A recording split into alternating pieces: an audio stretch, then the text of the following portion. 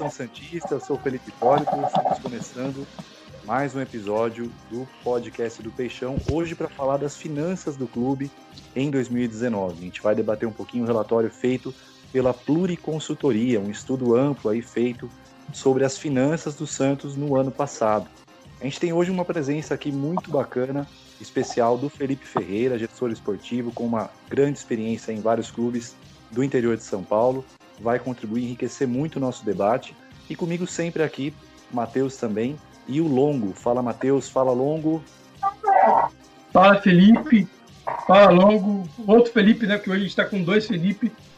Exato. Felipe Ferreira, gestor esportivo, cara que um grande amigo, conhece muito de futebol. Vai ser um prazer falar com ele um pouco desse balanço financeiro do Santos. E aí, Longo? Fala, Felipe, tudo bem? Um grande abraço à Nação Santista, ao Matheus, agradecer ao Felipe Ferreira pela presença, debater um pouco aqui de Santos, né? Finanças é uma parte que vai dar um pouquinho de dor de cabeça, mas vamos em frente. Felipe, agradecer também a sua presença aqui, muito obrigado. Um alô inicial aí para a torcida santista. Boa noite, Felipe, Longo, Matheus. Primeiramente, parabenizá-los pela iniciativa, pelo projeto e também agradecer ao convite. É um prazer, é uma honra e poder estar comunicando a respeito das finanças de clubes, especificamente do Santos, mas poder abranger um assunto tão importante e cada vez mais trabalhado frente aos profissionais e também aos torcedores associados, poder estar compartilhando alguns conhecimentos e conversar a respeito é um prazer. Show de bola, a gente tem certeza que você vai enriquecer muito aqui o debate com a sua experiência, com o seu conhecimento. Bom, gente, para começar, primeiro reforçar que a gente vai disponibilizar, né, para os ouvintes esse relatório. São várias páginas aí com muitas informações, muitos dados. A gente vai apontar alguns pontos, vai colocar alguns pontos aqui ao longo do programa para a gente poder debater, mas o relatório é bem amplo, tá? Para a gente começar, a gente vai colocar aqui alguns pontos mais gerais, né? O Santos fechou 2019 com um superávit de 24 milhões, segundo esse relatório da Pluriconsultoria, ou seja, ele conseguiu arrecadar 24 milhões a mais do que o valor gasto no valor de despesas, né, registrado no ano passado. E esse resultado foi bem diferente do resultado de 2018, por exemplo, né, que foi um déficit de 77 milhões. Então, foi um resultado negativo em 2018, em 2019 um resultado positivo. Nesse primeiro bloco, a gente vai abordar um pouco as receitas, né, que inclusive foram fundamentais no ano passado para que o Santos alcançasse esse resultado financeiro positivo. Elas aumentaram as receitas do Santos 84% em 2019 em relação a 2018, né, chegando a 400 milhões, segundo o relatório, mas 54% disso veio de vendas de jogadores. Então a negociação do Rodrigo, o Santos contabilizou aí 189 milhões da negociação do Rodrigo ao Real Madrid, isso foi contabilizado como receita no ano passado. Outros dados também sobre a receita: as receitas com vendas de jogadores elas aumentaram 539%, alcançando aí 216 milhões. A venda do Rodrigo foi fundamental para isso, como a gente sabe, né? A receita com transmissões ela aumentou 7%, chegou a 111 milhões. A receita com marketing caiu 15%, chegou a 23 milhões.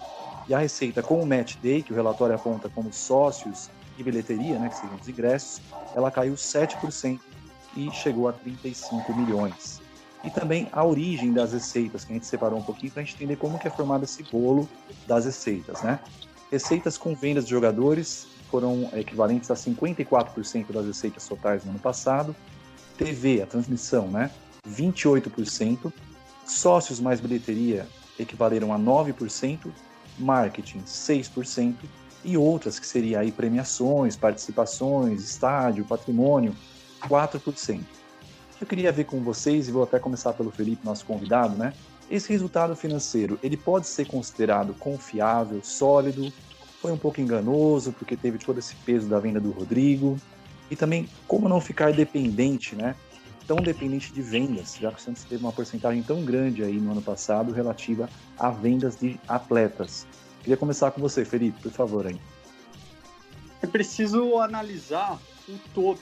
É complicado pelo fato de, em 2019, ter um superávit, mas considerando que, e tendo a informação que, principalmente a venda do Rodrigo, que é um montante significativo, parte desse valor foi empregado ainda no ano de 2018, você precisa analisar os dois balanços e fazer um comparativo entre 2018 e 2019.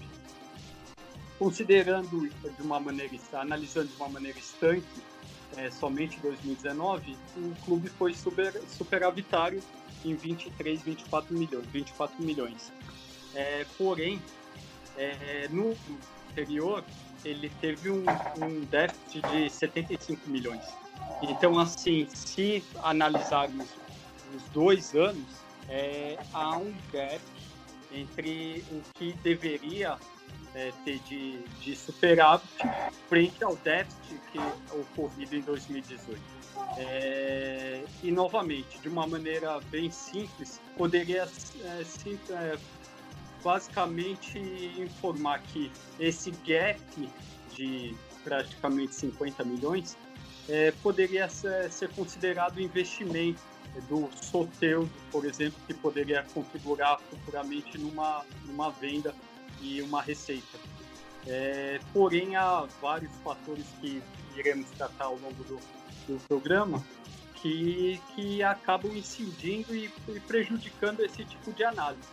Então, o cenário, não o atual 2019, o último 2019, mas o cenário como um todo, pensando numa questão de gestão e também os problemas que estão ocorrendo no mundo, mas que também estariam causando um impacto diversos no clube, é preocupante, não é algo satisfatório.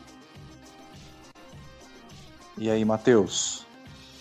Depois a gente vai falar um pouco né, das dívidas do Santos, né, que o Pérez fez, para mim, foi um suicídio financeiro para o Santos.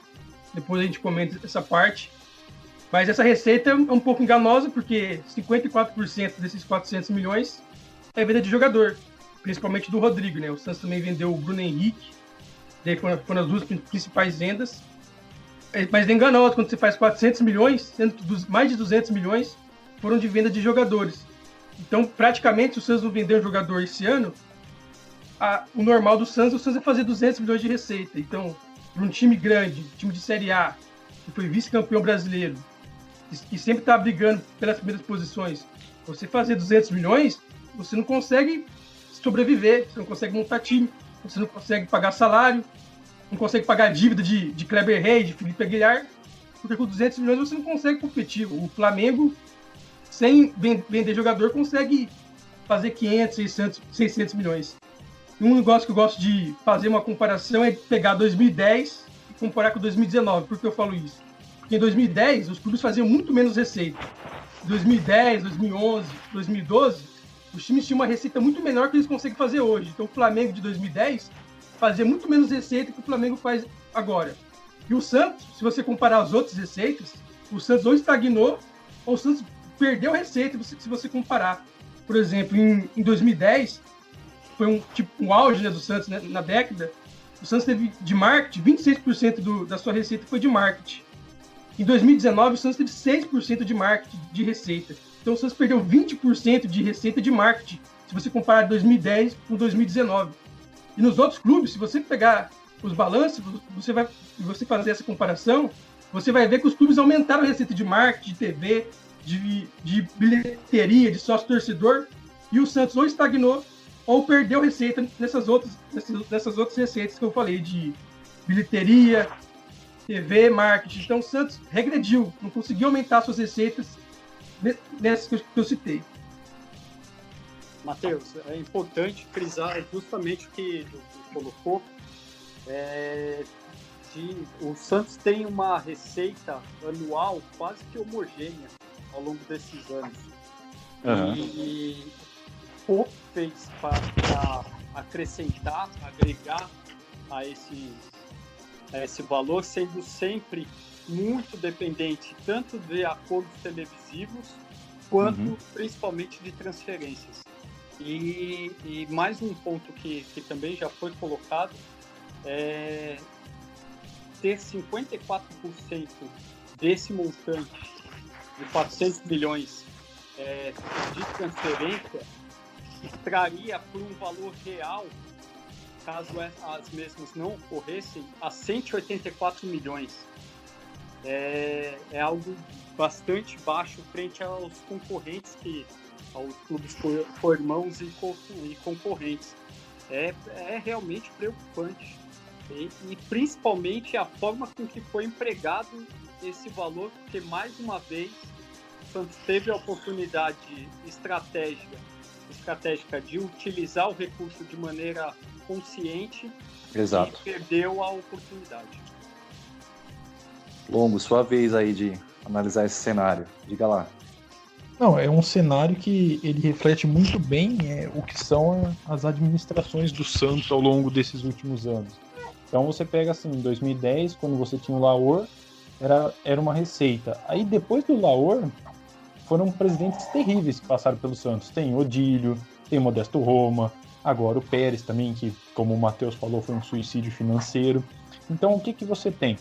Você tem presidentes fazendo mandatos ruins ainda eu tô elogiando, tá sendo um eufemismo até. Mas você tem presidentes que se preocupam mais com eles mesmos do que com o clube. Então o Santos acaba não gerando receita nenhuma. Porque um bate-papo rápido, se você juntar meia dúzia de torcedores, falar assim, o que vocês dão de ideia pro Santos arrecadar mais? Você pode ter certeza que vai sair coisa boa de lá. E a questão de 54% do valor ser referente à venda de jogadores, eu vejo isso como um mal de times brasileiros. Porque a maior parte deles coloca lá no orçamento que vai lucrar, não sei, um valor X com venda de jogadores. Isso daí, querendo ou não, é uma responsabilidade muito grande. É igual quando você coloca você coloca no balanço lá, na projeção para o ano, que você vai chegar até a semifinal da Libertadores para lucrar X. Sabe? Você não tem como contar com isso. Sabe? Então, o que só vai acumulando uma sequência de responsabilidade, uma sequência de trabalhos ruins, administrações. O ponto que me preocupa, até o Matheus citou isso, né?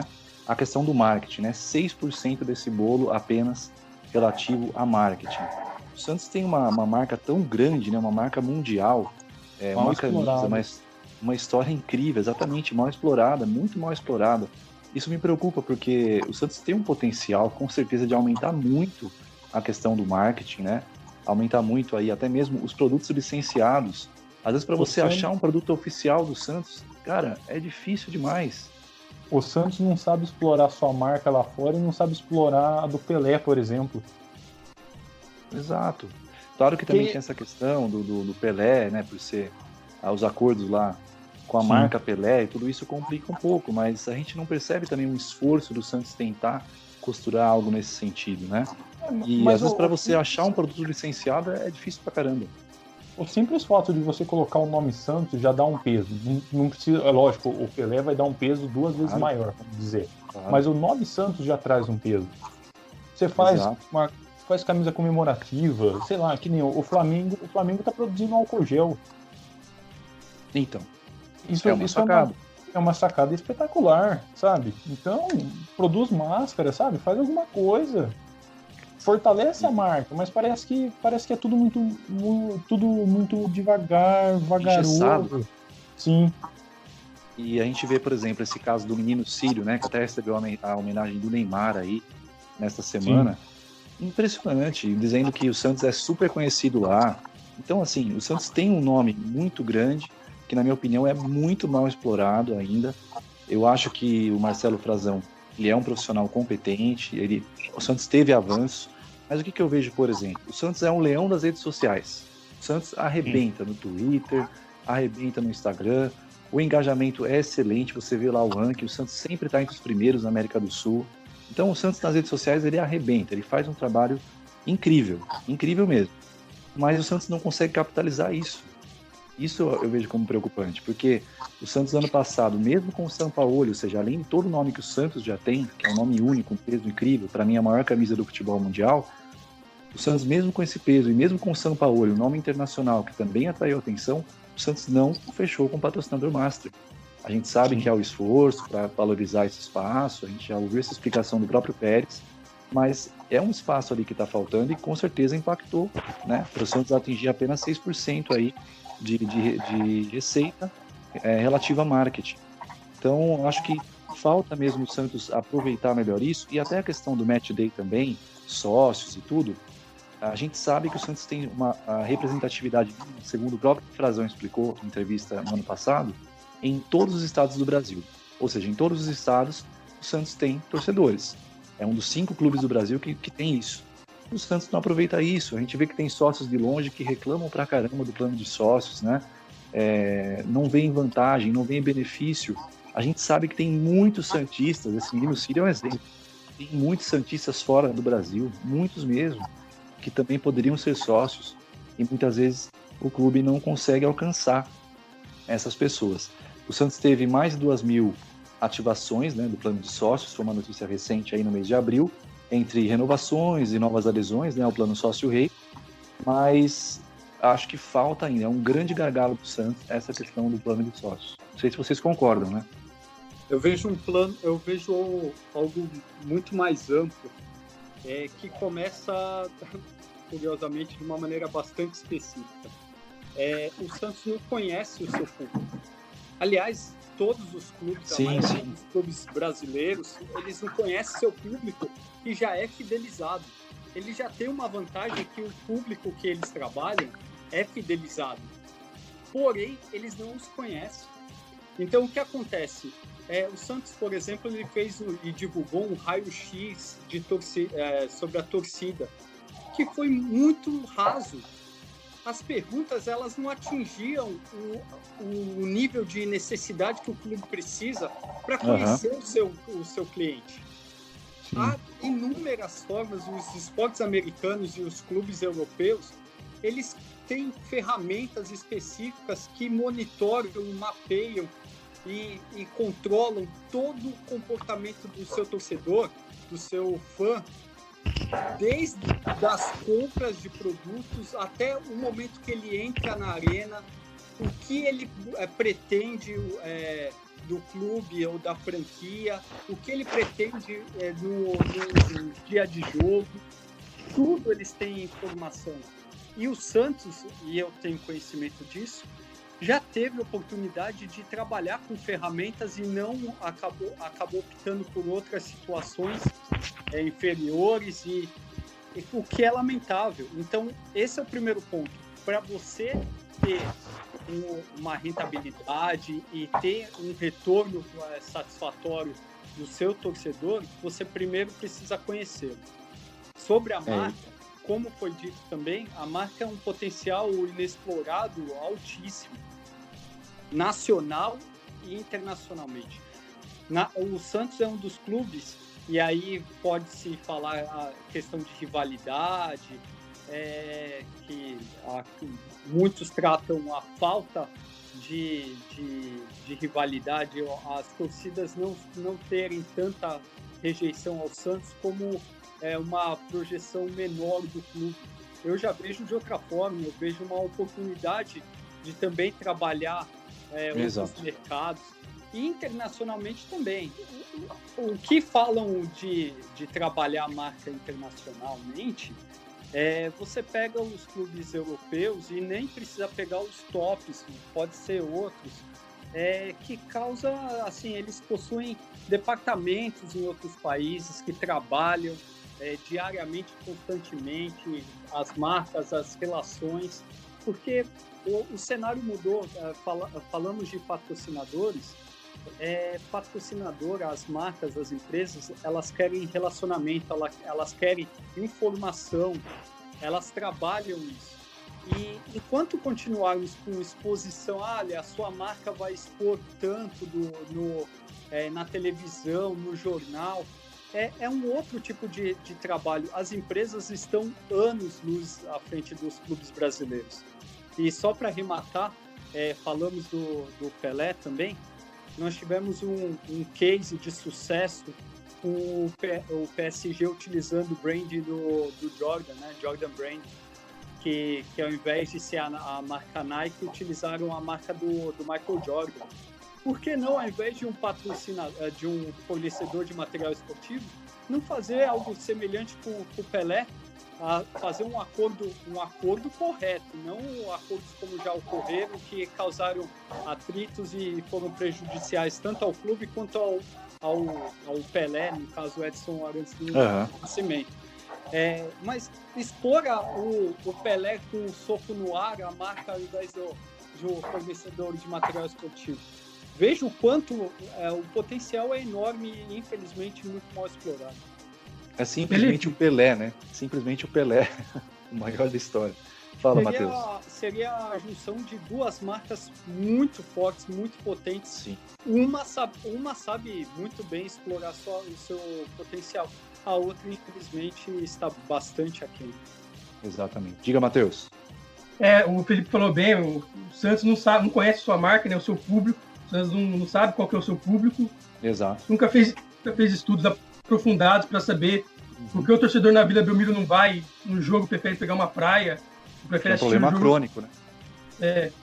Ou prefere assistir o jogo pela TV, né, que ele assina o pacote lá do pay-per-view, fica em casa, né, que tem um custo bem menor, você paga o pay-per-view, fica em casa, faz um churrasco com os amigos, você gasta muito menos, está no conforto da sua casa. Então esses são outros problemas também por questão de bilheteria, mas o Santos foi a sensação, apesar de não ter conquistado nenhum título, o Santos foi a sensação de janeiro a dezembro. O Santos foi muito falado na imprensa, o torcedor do Santos ficou muito empolgado com aquele começo de Campeonato Brasileiro, e o Pérez, para atender o São Paulo, ele não quis jogar mais no Pacaembu. O Pérez perdeu a chance de muitos jogos fazer 2 milhões de receita no Pacaembu, porque o São Paulo só queria jogar na Vila Belmiro. Atendeu o São Paulo, não ganhou o Campeonato Brasileiro e perdeu renda. Mateus. É como o Muricy falou, né? Deram muitos poderes ao São Paulo. Sim. É uma outra discussão bastante ampla, que envolve organização, estrutura do clube profissional. Então, essa questão de um profissional como um treinador decidir onde vai atuar é algo que não poderia ocorrer jamais. E aí poderemos falar também de como foram feitas as contratações, os gastos, porque isso envolve o Santos como organização, o Santos como uma estrutura profissional. E, infelizmente, isso também não ocorre. Então, e aconteceria, não todos falam do Sampaoli, mas esquecem que o atual presidente do Santos já tinha dado carta branca ao Cuca. Sim. O Cuca teria carta branca para fazer o que quisesse no ano seguinte, e ele acabou optando em sair, entendeu? Essa questão envolvendo o grande debate Santos, São Paulo, Vila Belmiro, Pacaembu, é outro detalhe que ela fica inócua, porque não há dados. O Santos não trabalha dados, o Santos não faz pesquisa. Então, assim, fica tudo aleatório. O treinador achismo, quer... É achismo, é puro achismo. O Santos poderia e teria condição de fazer pesquisas aprofundadas para estar estudando perfil. Os clubes brasileiros também não se atentaram a um detalhe importantíssimo. Futebol hoje, ele não é um segmento esportivo, ele é entretenimento, ele compete com inúmeros outros entretenimentos, como, por exemplo, só para citar, o Netflix, por exemplo, é um concorrente do futebol. O próprio pay-per-view, da comodidade de casa versus o estádio, o que o estádio como a Vila Belmiro ou o Pacaembu ofertam aos seus clientes, torcedores. Então, há uma série de dados que deveriam ser trabalhados e buscados para tomar decisão. O futebol permite, eu sempre costumo mencionar que o futebol adora a subjetividade, porque a subjetividade esconde vários fatores. E o achismo também adoram trabalhar as decisões sem base, sem dado, e aí os resultados acontecem. Bom, gente, a gente falou bastante aí das receitas, agora vamos falar um pouquinho das despesas, né? O Santos teve um aumento no ano passado de 27% de despesas, né, em relação ao ano anterior. Então o Santos atingiu 376 milhões de despesas. As despesas com o futebol, relativas à comissão técnica, jogadores, elas aumentaram 26%, chegando a 274 milhões de reais.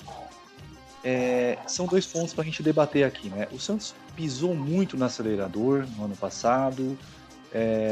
O Santos vai conseguir, vocês pensam que o Santos vai conseguir recuperar isso? Confiou demais no técnico e atendeu demais aos pedidos do técnico? Eu vou começar com o Longo, porque o Longo até sugeriu esse tema no outro episódio. Vai lá, Longo. O Santos, em 2019, ele gastou muito mal. Ele se curvou aos pedidos do Sampaoli, como se não houvesse amanhã, assim, como se o Sampaoli fosse o Pep Guardiola, que você precisasse atender todos os desejos dele. Não foi isso que aconteceu. Aliás, o Santos atendeu e não teve o resultado nem dentro de campo, porque tudo bem, o Santos jogava um futebol bonito, o Santos foi vice-campeão brasileiro, mas e daí? Copa do Brasil, eliminado. Sul-Americano, um vexame. E paralelo a isso, você pagava 600 mil reais para Cueva, que mal jogou, fora os problemas extra-campo, 550 mil para Brian Ruiz e disputar campeonato de tênis em clube. E tem o Uribe. Cara, o Uribe tem 14 jogos e não fez nenhum gol, ele mal relava na bola nas partidas. Sabe? Então, assim, um time com a saúde, e a saúde financeira do Santos vem mal não é de hoje. Um time com a saúde financeira ruim como era do Santos, você se curvar aos desejos de um técnico que, ok, é bom técnico, mas é totalmente fora da caixinha, você acabou prejudicando o futuro do clube. Porque agora ninguém sabe como vai ser, o Santos tem que se livrar dos encostados, o Brian Ruiz ficam lá sugando o clube. Aí agora aparecem as dívidas de Kleber Reis, Aguilar. O Aguilar, ele não tinha por que você trazer um zagueiro como o Aguilar. Não tinha por que você trazer um atacante como o Uribe. Não tinha por que você trazer o Cueva. O Brian Ruiz eu ainda dou um desconto porque foi uma campanha que a torcida do Santos fez. Mas, assim, o Santos aumentou muito as despesas sem ter uma arrecadação, praticamente. É que o Brian Ruiz, na verdade, foi 2018, né? Sim. Ainda era o Jair Ventura, um pouco antes da vinda do Cuca. Sim, mas ele chega ano passado continuou lá, né? Ele chega no meio do ano, daí joga 12 jogos, ele joga pouca coisa. E ano passado o Santos não consegue aproveitar ele também, porque ele não aguentou os treinos do Sampaoli. Dorzinho nas costas. Então, o Santos se auto-estrangulou. E aí, Felipe? Preocupante esse cenário, né? São vários aspectos. Vamos começar com... Querem começar com o futebol? Vamos começar com o futebol. O clube, quando...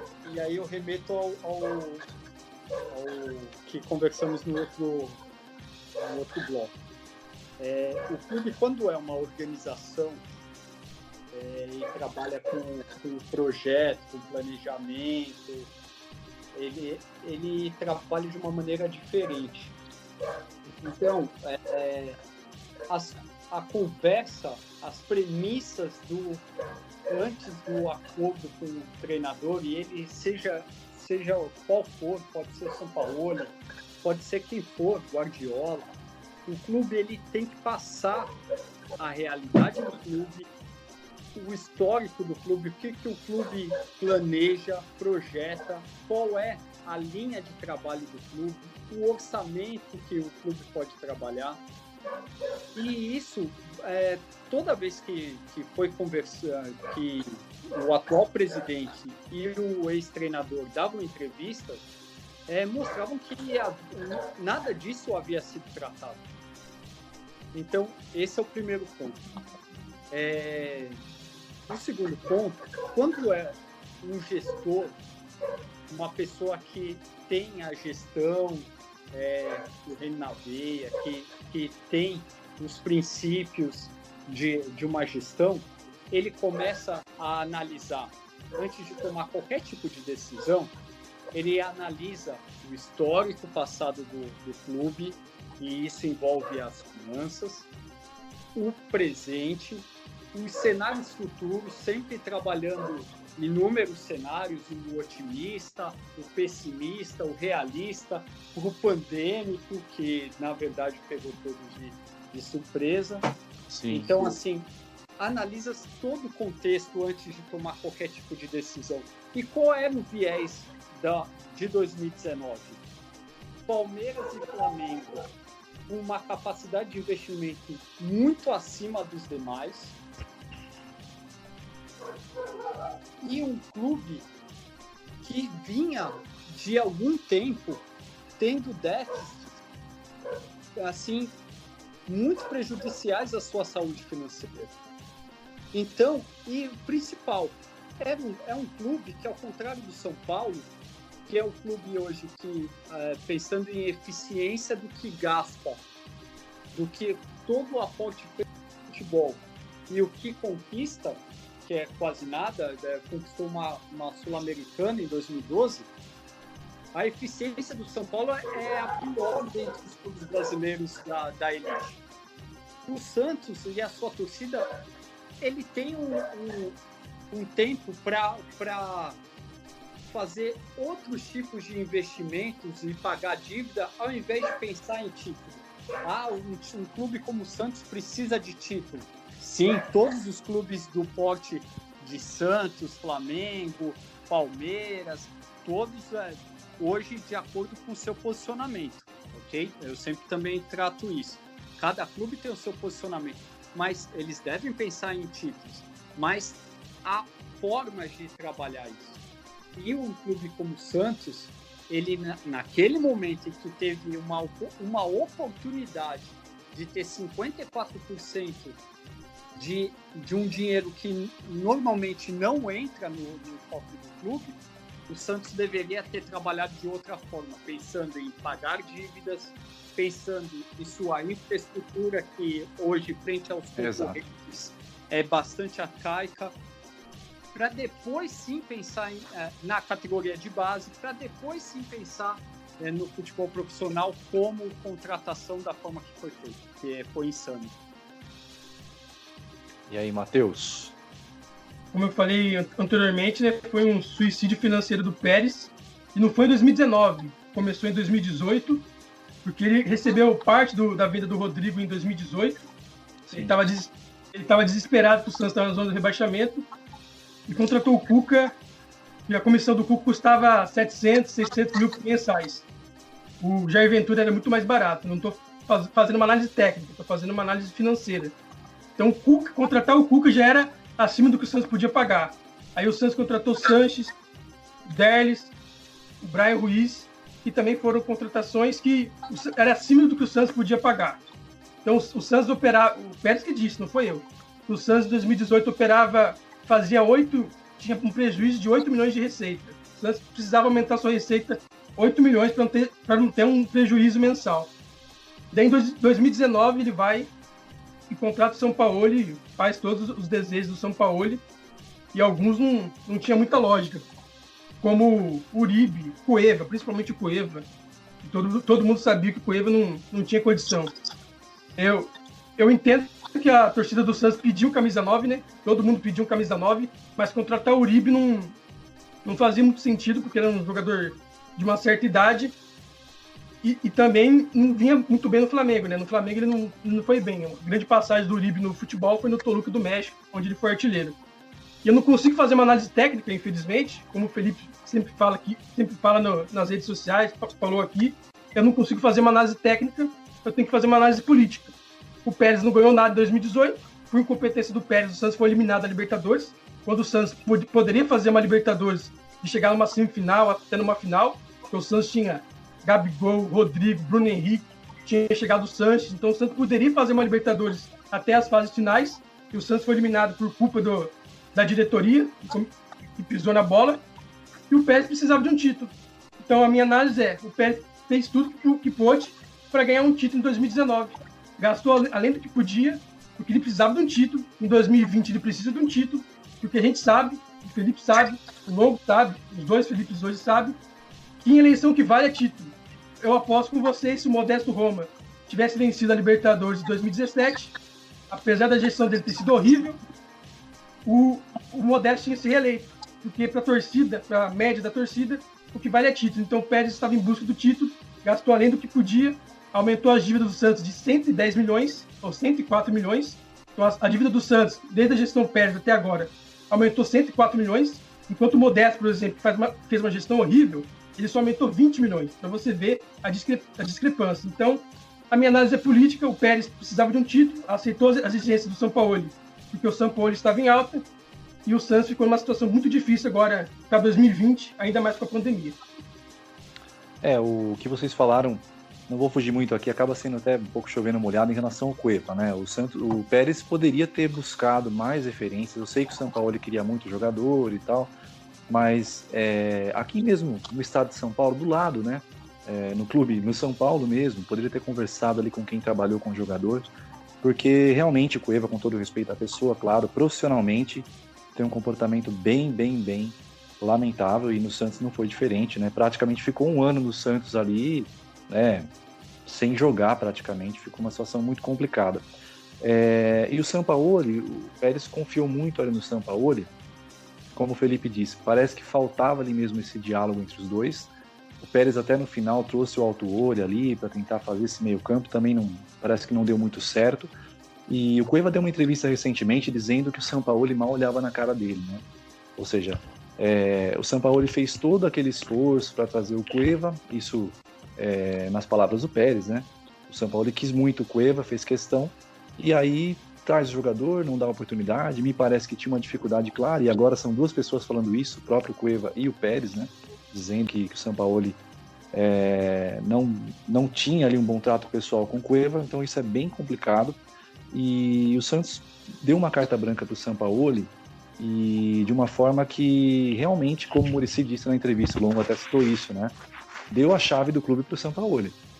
Falou, olha, você contrata quem você quiser praticamente, a gente vai tentar atender todos os seus pedidos, e faltou mesmo deixar claro para o técnico argentino que o Santos não tinha todo esse dinheiro.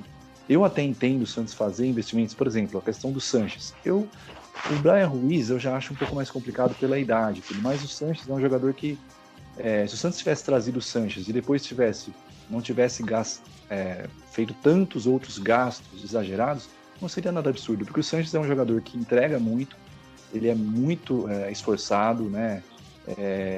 Está criando uma identificação muito legal com o Santos, inclusive. Então até entendo a vinda de um Sanches, por exemplo, mas quando você traz o Sanches, traz o Brian Ruiz, começa a trazer muitos jogadores caros, que você sabe que não vai, a chance de você conseguir revender é pequena, aí complica. Tanto é que o Santos fez de tudo para vender o Brian Ruiz no ano passado e me parece que não teve tantos interessados assim. Então, são investimentos arriscados, né? O Santos, eu entendo o Santos trazer reforços para deixar o time competitivo e pensar em fazer uma temporada boa, contando com as indicações do Sampaoli, mas o Santos trouxe muitos jogadores, né? Trouxe até o Venuto depois, mais para o meio do ano, quando o Sampaoli nem fazia questão mais de jogador. Então, trouxe lá o Venuto não jogou. Então, assim, praticamente não jogou, né? Então, o Santos pisou muito no acelerador, na minha opinião, e foi obrigado agora a tirar o pé. A tirar o pé quase que totalmente, porque em 2020 o Santos não contratou praticamente ninguém, né? Então, a situação realmente ela é complicada. O Matheus citou a questão do Cuca. Eu acho que a vinda do Cuca até ali acabou sendo boa, o Santos conseguiu ali. Eu acho que qualquer treinador também faria um trabalho melhor que o Jair Ventura, né? Minha análise foi financeira só. Sim. Mas eu acho que a questão do Cuca, se tivesse trazido um outro técnico ali, ou o próprio Cuca, acho que o custo da comissão técnica em si não acho que é nada assim tão abusivo, porque é difícil você trazer uma comissão técnica, um técnico de nome, por um valor muito menor do que esse. Tanto que o Sampaoli ganhava, acho que na casa de 1 milhão aí a comissão dele, né? Então era mais do que o Cuca. Mas acho que o Santos realmente pisou muito no acelerador. A questão técnica dos títulos, eu continuo achando que passou muito perto do Santos vencer o Paulista, e o brasileiro há muitas questões, envolvendo inclusive arbitragem, inversões de mando a favor do Flamengo, mas o fato pisou muito, o Pérez confiou demais que seria campeão com o São Paulo, ele confiou demais que o São Paulo ficaria esse ano, e o São Paulo, a verdade é que o São Paulo deu um pé na bunda do Santos, né? Então, confiou muito no técnico, e aí o técnico saiu, deixou vários jogadores ali, inclusive o próprio Uribe. O São Paulo também fez questão da vinda do Uribe, mas eu acho que faltou ali o Pérez realmente conversar, deixar clara a situação para o São Paulo, que não dava para o Santos investir tanto assim, né? Precisaria ser uma coisa mais assertiva. O Santos, ele tem que ser certeiro, né? O Santos, mesmo com o dinheiro do Rodrigo, não estava nadando em dinheiro, e concordo com o Felipe. Esse dinheiro do Rodrigo poderia ser investido em infraestrutura, na base, e me parece que boa parte dele o Santos ali contratou de forma muito, muito arriscada, né? E agora tá pagando o preço aí de ter arriscado tanto assim e ter uma situação financeira complicada para 2020, né?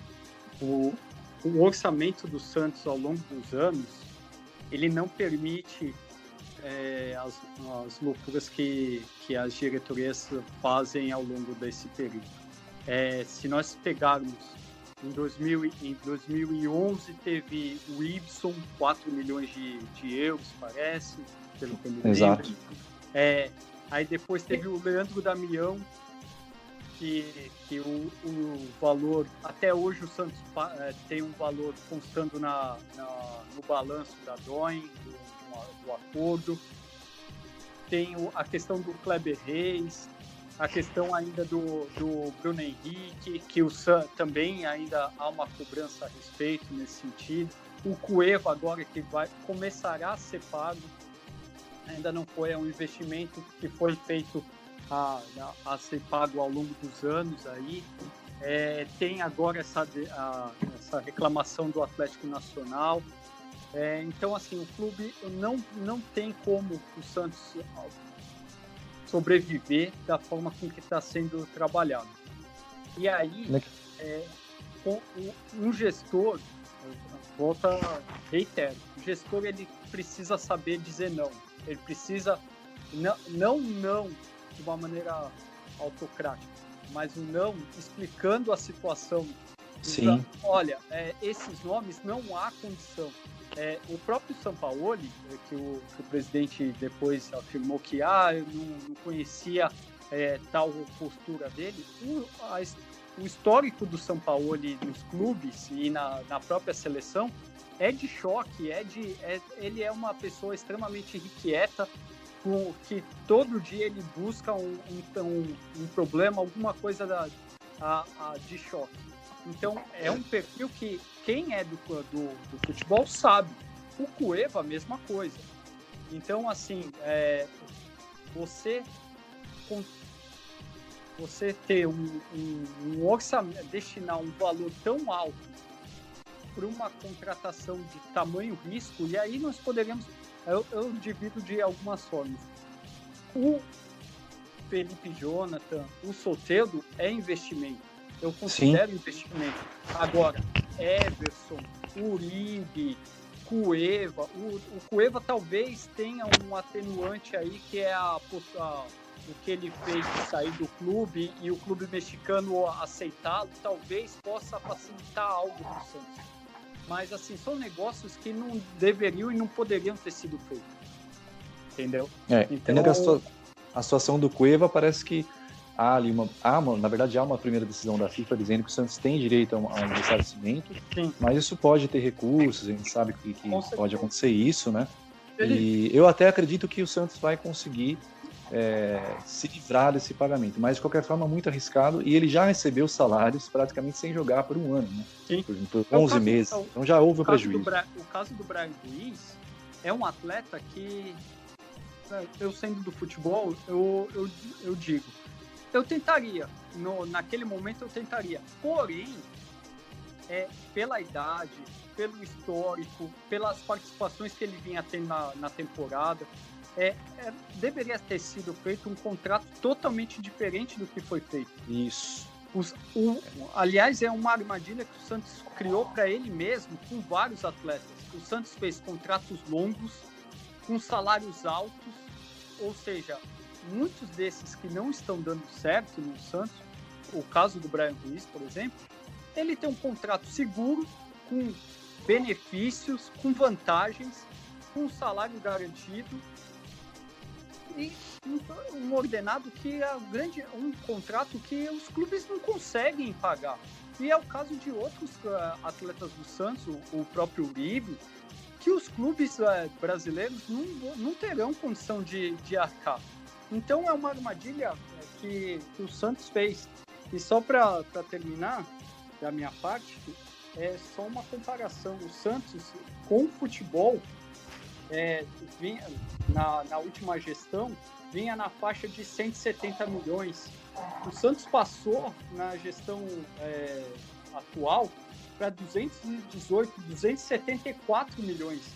100 milhões a mais.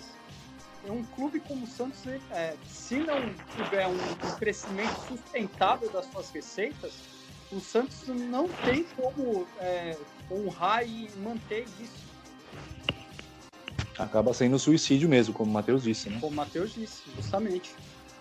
Felipe. Oi, diga, Dina. Você falou do Cueva, o salário que o Santos pagava por Cueva, Bryan Ruiz, Uribe, os três juntos passavam de 1 milhão e você contratava o Gabigol para o empréstimo novamente em 2019. Só tirar esses três, você mantinha o Gabigol. A gente não sabe prever o futuro, né? Mas o Gabigol jogando no Santos e tirando o Gabigol do Flamengo, o Santos poderia ser campeão brasileiro. Porque o pacote de Gabigol eu acho que era um pouco mais caro, mas de qualquer maneira é complicado. O Santos realmente investiu, como o Felipe disse, o contrato do Bryan foi muito mal feito, né? Porque um contrato longo e com um jogador que, inclusive, tinha, acho que até um histórico de lesões recentes e tal. Então, é bem complicado mesmo. Diga, Felipe. Não, a questão do Gabigol, o Flamengo arcou com valores que possivelmente o Santos, em tese, não conseguiria arcar. Mas tem a conta também do que o Santos gasta com jogadores que não utiliza. E isso realmente causa um impacto não só no orçamento do clube, mas também no potencial de movimentações de mercado. Isso sem dúvida.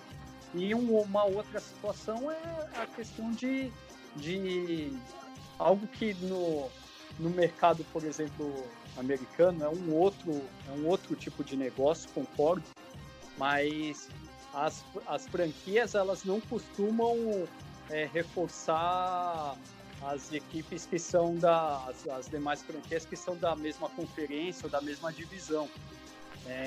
E o Santos acabou, de certa forma, no caso do Bruno Henrique, negociando um ativo que naquele momento, e também isso precisa ser considerado, estava com problemas, inclusive de saúde, mas que ao longo do tempo o Santos não só acabou reforçando um concorrente, um rival, mesmo não estando no mesmo posicionamento de mercado, um posicionamento de finanças, e o Santos acabou, na realidade, facilitando ainda para o Flamengo, porque acabou retirando jogadores que o clube não utilizava, aliviando folha salarial, aliviando espaço no elenco.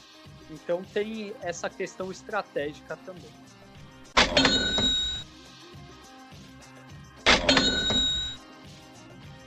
Bom, gente, um último bloco para a gente falar. Claro que o assunto é extenso, né? O relatório é bem completo, é bem bacana, assim, com muitos e muitos dados mesmo.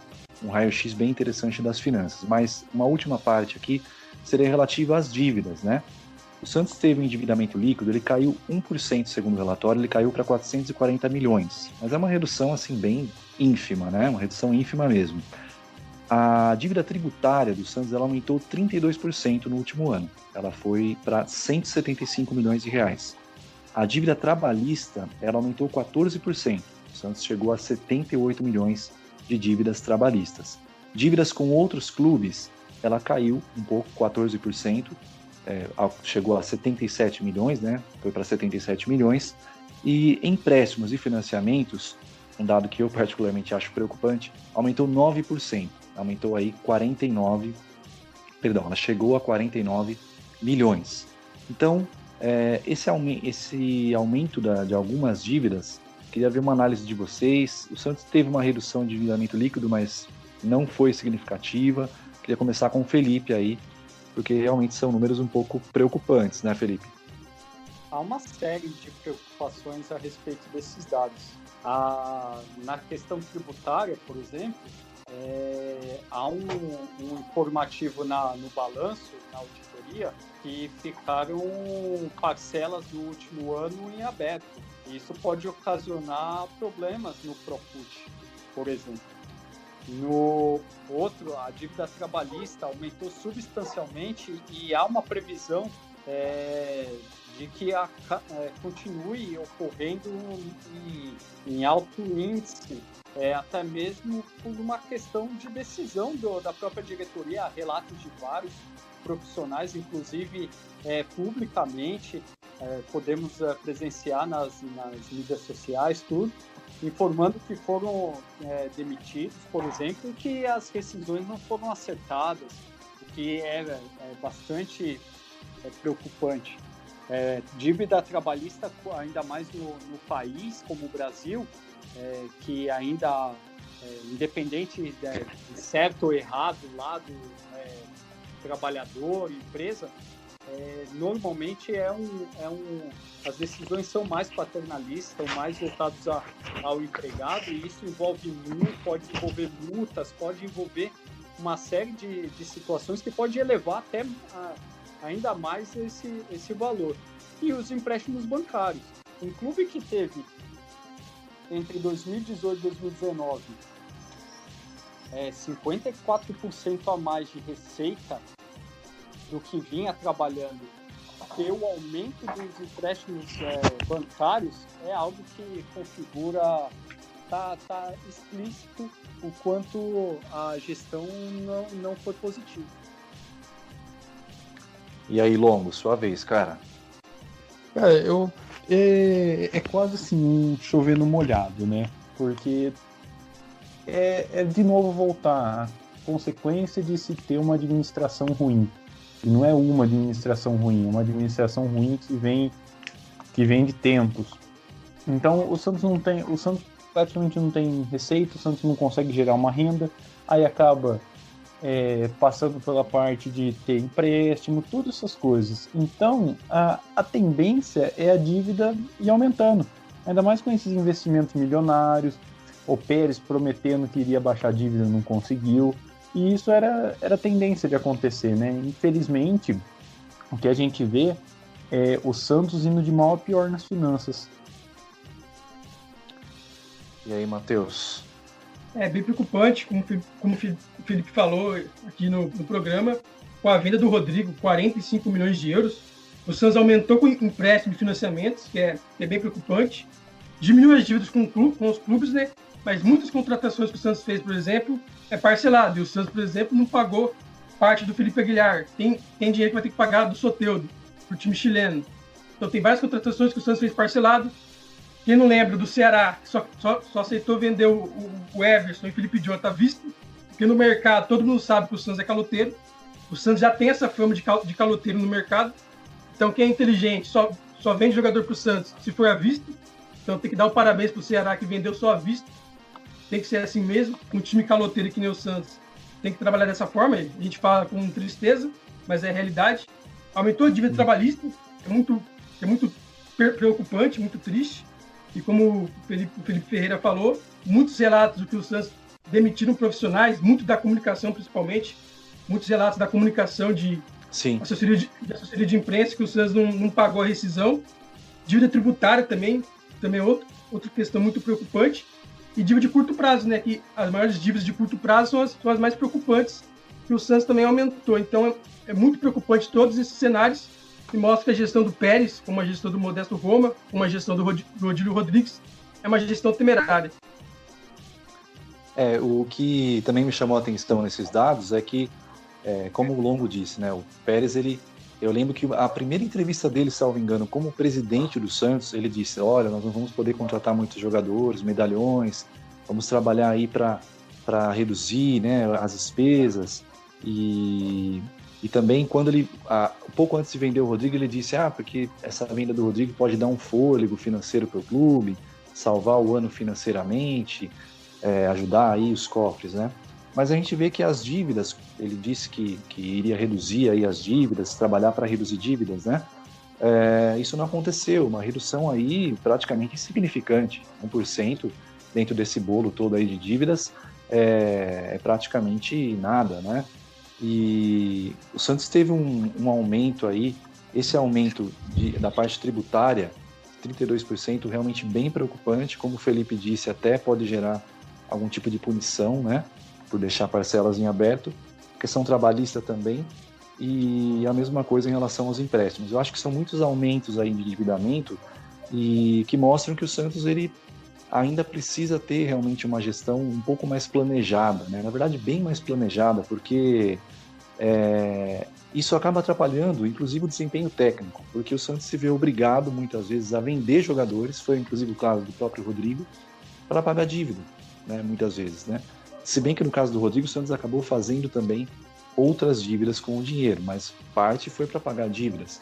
Então o Santos teve aí, nos últimos anos, se a gente pegar de 2002 para cá, um valor incrível de venda de jogadores, e mesmo assim o Santos precisa recorrer a empréstimos. Isso é algo que eu me lembro da gestão Modesto Roma também, vem acontecendo agora também na gestão do Pérez, e acho que em médio prazo, em longo prazo, é algo que realmente preocupa.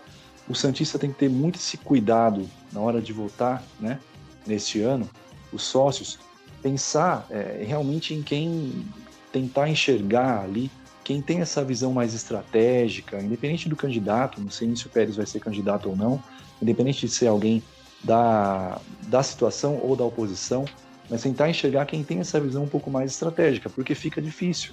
A gente vê a dívida, ela não cai. Ano passado, ela praticamente se manteve igual, e o Pérez tinha dito que vinha dizendo que a dívida vinha caindo e tudo, e a gente vê nos números que isso não é verdade. Então, o Santos se endividando cada vez mais complica, porque o Santos se vê mesmo obrigado a fazer vendas precipitadas muitas vezes. O próprio Rodrigo não deu todo o retorno técnico que poderia dar, ele poderia ficar de repente mais 1, 2 anos no Santos. Imaginem o Rodrigo no ano passado inteiro, por exemplo, naquele time do Sampaoli. E o Santos não pôde contar com isso, porque tem todas essas dívidas e sempre acaba tendo que, como é um clube revelador, né, acaba também fazendo as vendas, e às vezes até mesmo de jogadores que não são revelados no clube, o caso do Bruno Henrique, mas o Santos vira e mexe precisa fazer essas transações, vender esses jogadores para ter um fôlego financeiro, né? A venda do Rodrigo não permitiu o asfixiamento financeiro do clube, porque o Santos já teria colapsado já sem o dinheiro do Rodrigo. Exato. E o que nós temos que analisar também é que esse ano já seria um ano, sem a pandemia, já seria um ano bastante complicado para o Santos com relação a receitas, e ficará pior, não só aos Santos, mas aos demais clubes brasileiros, alguns mais, outros menos, mas para o Santos especificamente, eu ficaria bastante surpreso se tivesse um ano em que a dívida e os problemas financeiros não fossem consideráveis, porque a tendência um exemplo, o Santos poderia projetar para equilibrar novamente o seu ano e as suas finanças, comercializar o Caseríssimo, o Soteldo, porém a capacidade do mercado parece, por todos os estudos que estão ocorrendo, ter ficado bastante reduzido. Então, os valores devem cair, e com isso o Santos possivelmente vai oferir menos se comercializá-los. Então, assim, é um cenário bastante preocupante. E só uma coisa que o Matheus falou, no caso do Ceará, tá, Matheus? Tanto o Everson quanto o Felipe Jonas, pelo menos segundo informações, foi pagamento da multa rescisória. Então, por isso que foi à vista. Na verdade, não é nem o clube que faz o pagamento, é o atleta que paga ao clube que ele está saindo a multa rescisória. O que também tinha sido relatado no caso do Aguilar. Por isso a minha surpresa quando teve o informe do Nacional que não tinha sido pago a multa. O valor estava em aberto. Felipe, só uma coisa, o Felipe Jonathan, acho que todo mundo que lembra, ficou uma novela porque o Santos não tinha o dinheiro para pagar à vista, o Santos não pagava e o Ceará só ia liberar enquanto o Santos pagasse. Então, mostra que o mercado não confia no Santos, que a fama de calote do Santos já tá por todo lado. Se fosse um Flamengo, eu aposto que o Ceará já tinha liberado o jogador para vir treinar. Infelizmente, a credibilidade não só do clube, mas da gestão atual, e isso interna e externamente, está bastante prejudicado. Prova disso a quantidade de vezes que os atletas já se manifestaram publicamente contra a atual diretoria, por exemplo. Me parece que o Pérez, ele é aquilo, é a questão de estar no escuro ali, né? Ele pensa que vai conseguir depois fazer o pagamento, acaba arriscando ali. Eu nem penso que ele contrata pensando em não pagar mesmo, mas na prática acaba acontecendo isso muito, pela falta do planejamento, pela falta dos dados, que o Felipe abordou muito bem, né? De forma muito clara. Então, contrata, faz ali parcelado ali como se fosse um carnê, né? E confiando que vai conseguir pagar, mas depois na prática não paga, e acaba ficando... a credibilidade da diretoria cai bastante e do Santos no mercado, né? Com certeza, né? Outra mentira do Pérez é questão de salário de jogador, que ele fala que no Santos não atrasa, mas ele paga na carteira e deixa de pagar na imagem. Eu não diria mentira, eu diria que ele joga com as palavras. E muitos caem até por falta de conhecimento. A justiça trabalhista, por exemplo, ela considera salário atualmente tanto da carteira quanto da imagem. Uhum. Então, muitas vezes, há um jogo de palavras. O salário está em dia, mas, na verdade, há uma falta de pagamento de um dos dois, seja da imagem, seja da CLT. Então, fica jogando essas palavras e muitos acabam entendendo como se o clube não tivesse qualquer tipo de pendência, quando, na verdade, possui. O próprio Sanches, no começo do ano, houve toda aquela situação que o Santos teve que novamente parcelar o valor de luvas que estava em débito, né? Então, realmente, o Santos, nessa parte financeira, me parece bastante perdido. Sinceramente, é a conclusão que eu chego depois disso tudo. E parece um filme repetido, né? Porque isso acontece de outras gestões. Sim, Quem não lembra aquela faixa no primeiro jogo do Santos na era Modesto, no Paulistão, que o Santos ganhou de 3-0, agora não me lembro qual era o adversário, e o Modesto assumiu com o Santos com muitas dívidas. Tá uma faixa na Vila Belmiro, cadê o dinheiro? A gente se pergunta, cadê o dinheiro do Rodrigo? Cadê o dinheiro do Gabigol? Cadê o dinheiro do Thiago Maia de outras vendas? Dinheiro do Robinho? Dinheiro do Diego, Elano? Porque o Santos vende esses jogadores, mas a dívida só aumenta.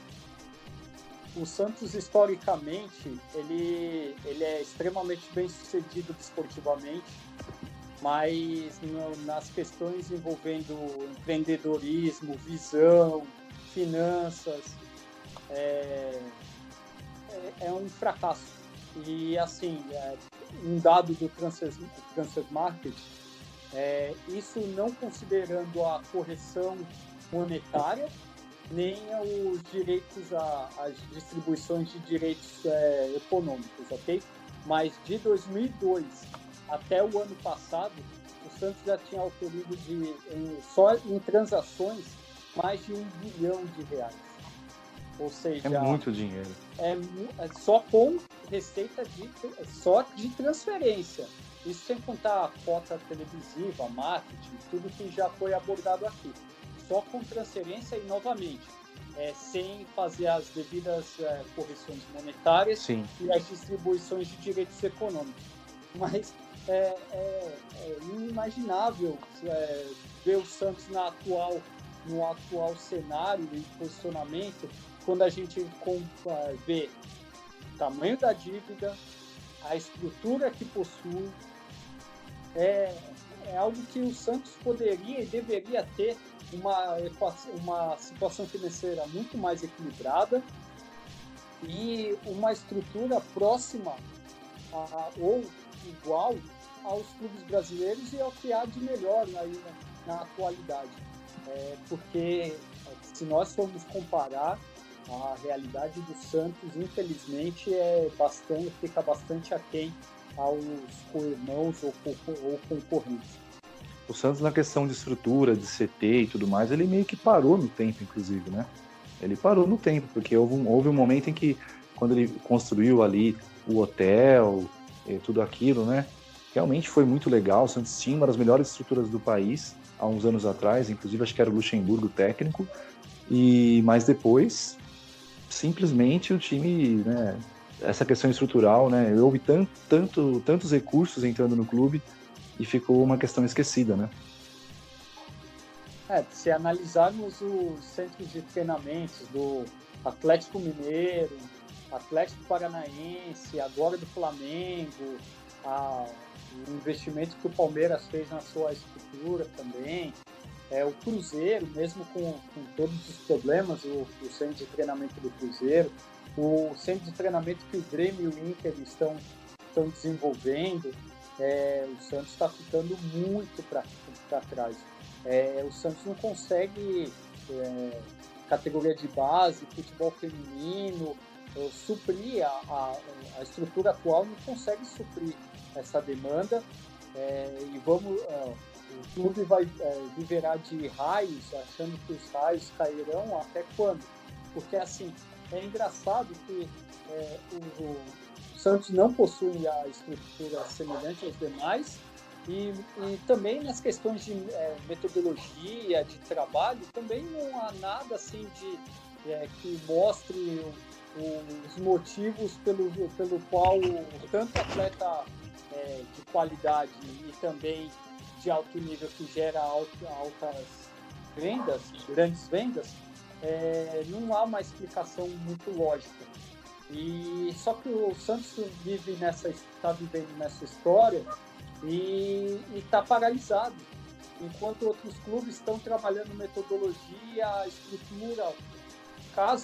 Um caso típico de tentar tomar a posição do Santos no mercado, desportivamente, Atlético Paranaense. O Atlético Paranaense hoje trabalha de maneira estratégica para tirar a posição do Santos.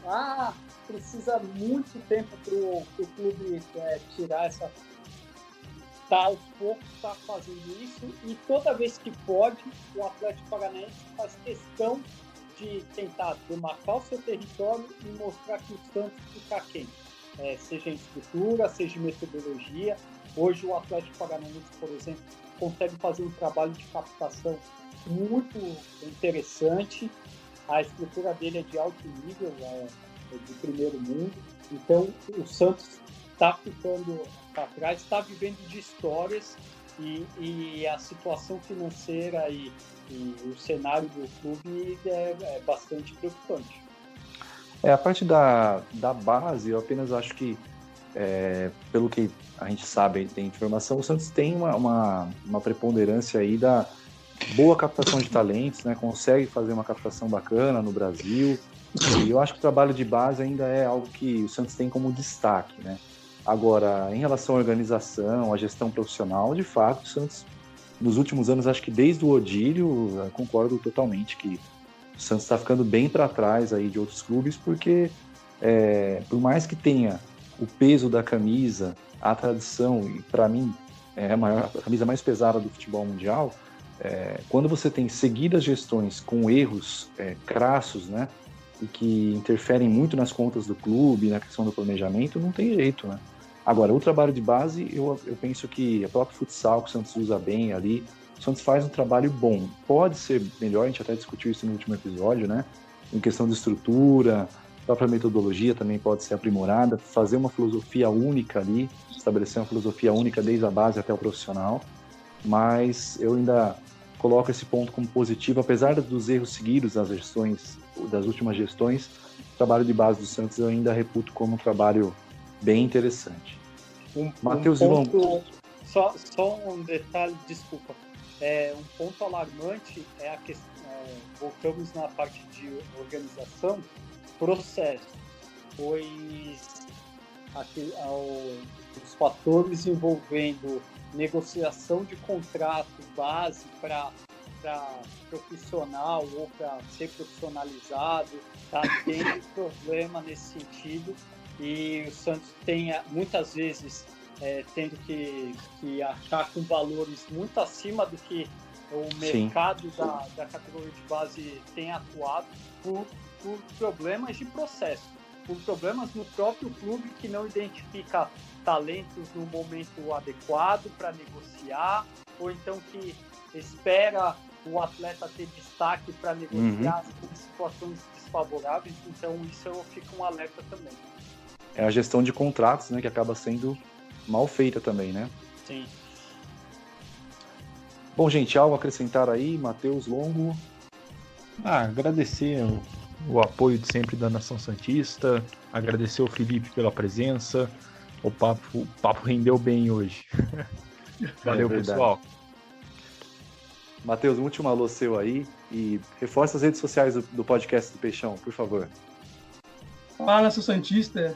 Todo o nosso conteúdo vai estar nas redes sociais, nosso Twitter, no Instagram, né? Podcast do Peixão, só acessar lá. Esse episódio e todos os outros a gente vai postando lá para você acessar. E foi demais o programa hoje, falando do balanço financeiro do Santos, do triste balanço financeiro do Santos, do triste cenário santista. O Santos tem que melhorar muito. O Felipe tem razão que o Atlético mira o Santos. Eu acho que o Atlético vai demorar para chegar no Santos, até por questão de títulos, tradição. Mas mira mesmo, tanto que o Atlético contratou do Santos Robson Bambu, Léo Cittadini, pegou o Felipe Aguilar agora, eles pagaram à vista para tirar o Felipe Aguilar do Santos, pagaram 10 milhões à vista e tiraram o Felipe Aguilar do Santos. Então, o Atlético mira mesmo no Santos, apesar de que eu acho que eles não vão conseguir, a curto prazo, chegar perto do Santos, apesar das gestões péssimas do Santos. Então, o Santos tem que melhorar bastante em todas as áreas para voltar ao topo, apesar que o Santos, ano após ano, consegue ainda, não sei como, um milagre da natureza, um milagre dos deuses. O Santos sempre consegue fazer boas campanhas. Mas foi um prazer fazer o programa aqui com vocês e com o Felipe Ferreira, que sabe muito de futebol. Felipe, a gente quer agradecer novamente sua presença. Muito obrigado aí por toda a experiência, conhecimento. Tenho certeza aí que a gente conseguiu, com a sua presença aqui, traduzir mais, né, esses dados aí, que sempre é um pouco complicado, né, questão de finanças. Então a gente agradece muito a sua presença e pede um último alô seu aí para a torcida santista. Gostaria de agradecer a todos vocês.